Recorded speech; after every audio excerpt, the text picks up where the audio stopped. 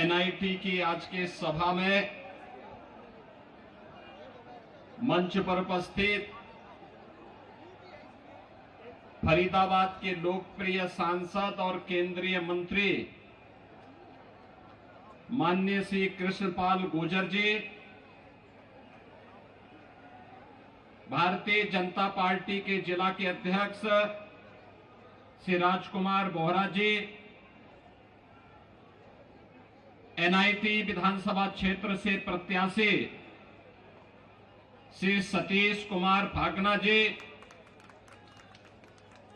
बल्लभगढ़ से प्रत्याशी श्री मूलचंद शर्मा जी, पृथला से प्रत्याशी श्री टेकचंद शर्मा जी, बड़कल से प्रत्याशी श्री धनेश अदलक्का जी, पूर्व विधायक नरेंद्र गुप्ता जी, अनिल नागर जी, भगवान सिंह जी, डॉक्टर आरएन सिंह जी और भारी संख्या में एनआईटी विधानसभा क्षेत्र में आयोजित इस सभा में उपस्थित सभी मेरे उपस्थित बहनों और भाइयों, पराशर और ऋषि और भगवान वेदव्यास की परंपरा से जुड़े हुए इस पावन धरा को कोटि कोटि नमन करते हुए मैं आप सबका हृदय से अभिनंदन करता हूं। बहनों और भाइयों, मैं उत्तर प्रदेश की धरती से यहां पर आया हूं, प्रभु श्री रामलला की पावन धरा से,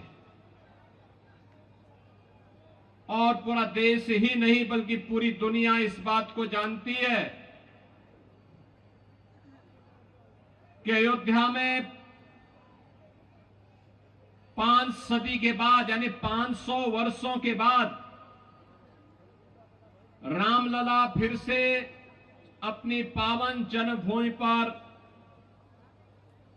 देव विग्रह के रूप में विराजमान हुए हैं। 22 जनवरी 2024 को प्रधानमंत्री मोदी जी ने अपने कर कमलों से 5 सदी का इंतजार समाप्त किया और अयोध्या में रामलला फिर से विराजमान हुए। ऐसा नहीं कि प्रयास पहले न किया गया हो।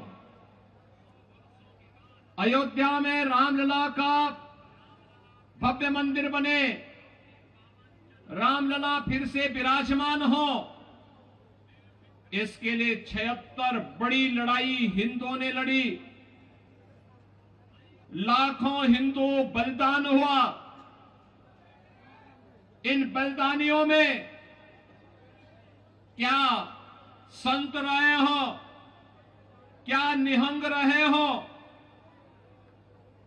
क्या बैरागी रहे हो, क्या सन्यासी रहे हो, क्या सदग्रस्त रहे हो, चाहे राजे रजवाड़े रहे हो, महिलाएं रहे हो, युवा रहे हो, हर तबके के लोगों ने अपने आप को प्रभु रामलला के चरणों में बलिदान करके उनकी जन्मभूमि की मुक्ति के इस अभियान में बढ़ चढ़ करके भाग लिया था। बहनों और भाइयों, होना यह चाहिए था कि देश जब गुलाम था, विदेशी आक्रांताओं ने जब हमारी आजादी को कैद करके रख दिया था, तब तो माना जा सकता था कि मुगलों का शासन था, अंग्रेजों का शासन था, हिंदुओं के साथ न्याय नहीं हो सकता। लेकिन 1947 में देश की आजादी के बाद अयोध्या में राम मंदिर का निर्माण तत्काल होना चाहिए था, विवाद भी नहीं था। कांग्रेस की सरकार चाहे अयोध्या में रामलला का भव्य मंदिर का निर्माण करती, लेकिन विवाद नहीं था। लेकिन कांग्रेस ने विवाद खड़ा करवा करके बैरियर खड़ा करवाए गए। नहीं होने दिया, राम मंदिर के विवाद का समाधान नहीं होने दिया गया। और याद करिए, कांग्रेस जिस समस्या का समाधान 65 वर्षों में नहीं कर पाई, 2014 में मोदी जी प्रधानमंत्री बने, 2017 में उत्तर प्रदेश में मोदी जी के आशीर्वाद और उनके आह्वान पर भारतीय जनता पार्टी की सरकार बनी 17 में, और 19 में अयोध्या में राम मंदिर का विवाद सदैव के लिए समाप्त हो गया। मैं इसीलिए कहता हूं, कांग्रेस ये समस्या का नाम है। देश की जितनी भी समस्या हैं, ये सब कांग्रेस ने दी है।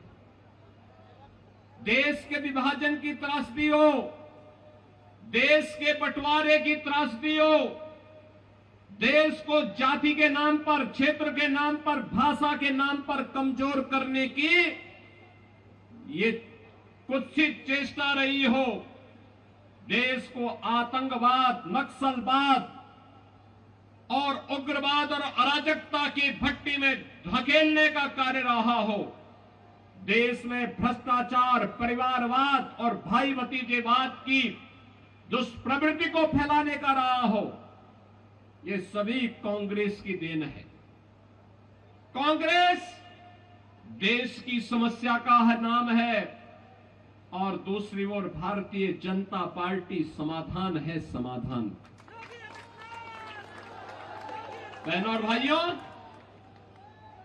मैं कल और परसों 2 दिन जम्मू कश्मीर विधानसभा चुनाव के लिए गया था।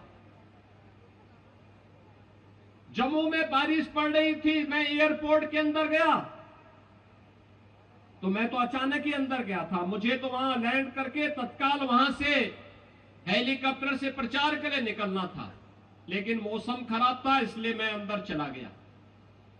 मैं अंदर जैसे ही गया, तब तक एक सज्जन बोल रहे थे कि राम राम।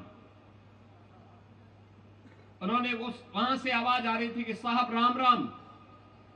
तो मैं, चूंकि मेरा कोई परिचय भी नहीं था वहां पे, ना मैं किसी को जानता था, तो मैं उधर देखा नहीं, मैंने उधर देखा नहीं। थोड़ी देर के बाद फिर आवाज आई कि योगी साहब राम राम। मैंने देखा तो वह एक मौलवी था। मैंने कभी मौलवी के मुंह से राम राम, तो मुझे लग गया, बहनों और भाइयों, मुझे लग गया ये 370 धारा 370 समाप्त होने का प्रभाव है। जो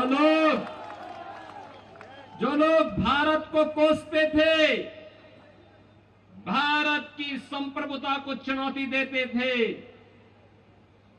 आज उनके मुंह से राम राम शब्द निकल रहा है।